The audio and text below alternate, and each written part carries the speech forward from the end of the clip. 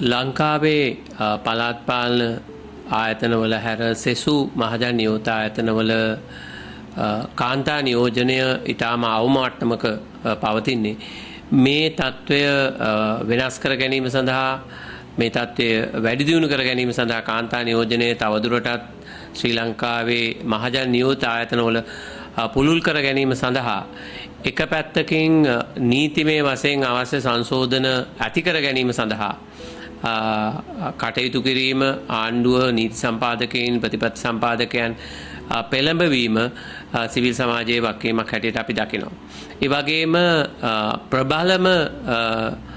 වගකීම හැටියට අපි දකින්නේ කාන්තාවන්ට නිදහසේ මේ රටේ අනෙකුත් පාර්ශවයන් වලට වගේම දේශපාලන තමන්ට හිමි දේශපාලන අයිතිය ආරක්ෂා කරගන්නට ඒ අනුව අපේක්ෂකත්වයේ ලබන්නට ජයග්‍රහණය කරන්නට මැතිවරණ ව්‍යාපාරයේ යෙදෙන්නට සාධාරණ ඉඩකඩක් නිර්මාණය කිරීම එහෙම නැත්නම් ඒ සඳහා අවශ්‍ය පරිසරය නිර්මාණය කිරීමේ සුවිශාල වගකීම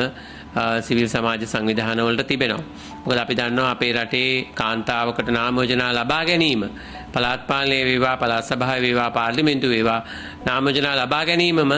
බරපතල ගැටලුවක්. නාම යෝජනා ලබා ගත්තත් මැතිවරණ ව්‍යාපාරය තුළ ඔවුන් මුහුණ දෙන ප්‍රචාරණ කටයුතු ආශ්‍රිතව මුහුණ දෙන ගැටලු ගණනාවක් තිබෙනවා කාන්තාවන් වීම නිසාම. ඒ වගේම අදාළ ආයතන වලට තීරීපත් වීමෙන් අනතුරුවත් ඔවුන් විශාල අභියෝග ගණනාවකට මුහුණ දෙමින් තිබෙනවා. අපි දැක්කා පාර්ලිමේන්තුව තුළ පවා කාන්තාවෝ යම් කිසි ගැටලුකාරීන් තත්ත්වයන් වලට පහුගිය කාලය තුළ පත්වෙච්ච අවස්ථාවන් ඒ වගේම ඔවුන්ටම ආවේනික ඔවුන්ගේ අවශ්‍යතාවයන් සම්පූර්ණ කර ගැනීම සඳහා අවශ්‍ය පරිසරයක් මේ ආයතනවල නොමැතිවීම බරපතල ගැටලුවක් තිබෙනවා. ඒ නිසා සිවිල් සමාජයේ හැටියට අපි විශ්වාස කරන අපේ සුවිශාල වගකීමක් මේ තියෙන බාධක අඳුනගෙන ඒ බාධක අවම කර ගැනීම සඳහා නාම යෝජනා ලබා ගැනීම සඳහා ඒ වගේම පවුල් තුලින් පරිසරය තුලින්